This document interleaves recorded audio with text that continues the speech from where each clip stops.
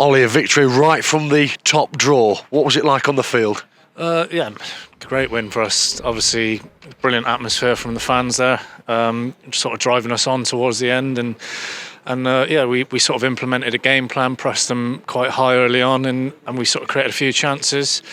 But yeah, we sort of went in at half time and we knew that it was there for the taking, and we just had to sort of be a bit more clinical with our last ball, our cross in, and luckily in the second half we managed to do that and put away 2 goals. Although it was a late one, I think we deserved it very well. You had to show, it looked like, a range of various qualities to come on top in this one.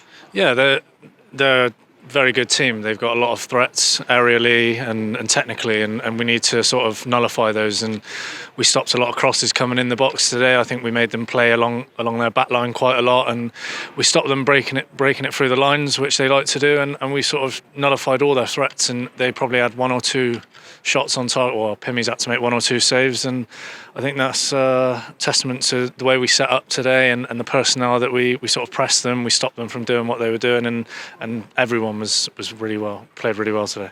It was a game of few opportunities. In that first half, let's speak about the first half, yeah. Chances at a premium. I think one of them may have fallen to you in that first half. Yeah, I sort of nicked the ball and I should have ran through and had a shot, but he sort of just gave me a nudge which put me off balance, and I thought that Aaron Lewis was coming around the outside of me to shoot, so because the ball was a bit under my feet, I just sort of slid it down the side, and obviously nothing come of it. But yeah, it was a shame really. I should have got a shot off, especially it being on my left foot. It was an excellent team display. You again in particular were superb. You got booked very early on, didn't you? Was it after 4 minutes or so? You were walking a bit of a tightrope thereafter, but you seemed to manage that one well. Yeah, just keeping it interesting for myself. But yeah, it was a silly tackle. I thought I was going to nick the ball, and he sort of just dinked it over my leg, and obviously I crashed into him, which was silly. It does make you have to play a sensible game. It makes you concentrate a little bit more, I think. But I think with me playing out on the right a little bit more, it was a bit more like just pressing, showing the wing back into his own half, and we managed to stop them from obviously playing through the lines, and we weren't having to make many last-ditch tackles or anything like that. So I think everyone's sort of helped me out there, and we've worked really hard as a team to sort of stop them. And like you say, when you get a couple of assists as well to slide Davis through at the end, it was a really good feeling to see him go through and score. Yeah, let's speak more about the 2 goals. The first on 49 minutes, 4 minutes after the break. You were on the inside right channel, a superb ball with the left boot. When did you see George Maris ghosting in? Well, I took the corner and I thought I would try and pick out Brunty, try and swing it into the 6-yard box and cause them a few problems. And then it just came back out to me on my left, and I knew that he would probably try and show me on my right. So I sort of come back onto my left and whipped a nice ball in, and it's just one of those, you feed it into an area really in hope that someone sort of gets on the end of it, and Maris timed his run well.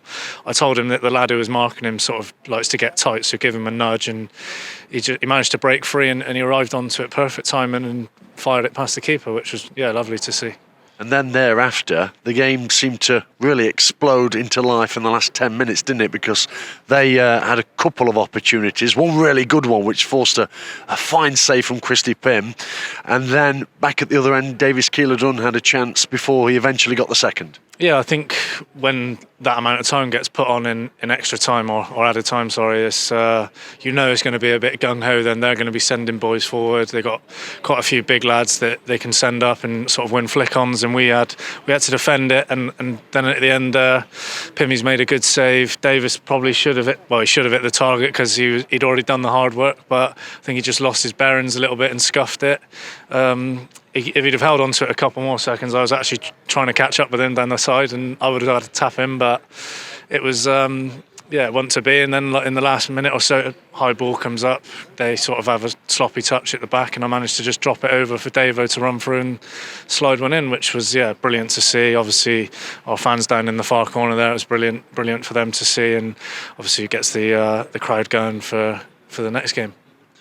Was that second goal one of the moments of the season so far? Because you was, as you so eloquently describe, in the dying embers of the contest, you set up the assist, lovely work from Davis Keeler-Dunn inside the box, and then you celebrate with the faithful at the league leaders to take the points. Yeah, that's what it's all about. We came here to lay down a marker. We rotated the team a little bit to get some fresh legs in there, and I think the rotation helped us in a way to sort of press them, stop them from breaking out, and we've created a number of opportunities today, and I think that goes to show how good of a squad we've got, that we can change 4 or 5 players and still come away with a victory at the top of the table. So yeah, obviously magnificent feeling for us to score a last minute goal in front of the fans, and obviously we're all over there celebrating with them. It really does send a little tingle down the spine. You're clearly playing with a lot of confidence, but you come to the league leaders here and win by 2-0. What does that do for you? Confidence is massive, isn't it, in football? I think it's the same for everyone. If you're playing with confidence, you try things come off you, and you do seem to play better. But when you come to a team like this, you've got to be organised first and foremost, and you can see our team all season has been playing with confidence and pretty free flowing. So it's one of those where you get an opportunity, you've got to try and take it. It's a pleasure to be in and around these boys every day. Everyone works hard, the standards are high, and we keep demanding more and more off of each other. And then, like you said, when you come to a place like this, you need to lay down a marker if you want to achieve your end goal. Just on a personal note, very recently you reached that big milestone, 400 career appearances. Yeah, it's something that you don't really keep track of, but someone from Bristol Rovers texted me saying, if you play over Christmas, then you'll get this milestone. And I was like, fair enough. It's not something that you really keep track of, but it's a nice feeling to have achieved it. There's a lot of games, and I think it was about 4 days before Christmas 10 years ago when I scored my first league goal. So yeah, it's been a long time, and I've enjoyed it so far, but I still feel I've got plenty of life left in me yet. So hopefully we can achieve our end goal this season and see where that takes us. Yeah, playing like that you certainly have. Well done today, Ollie. Happy New Year to you. Thank you, and you.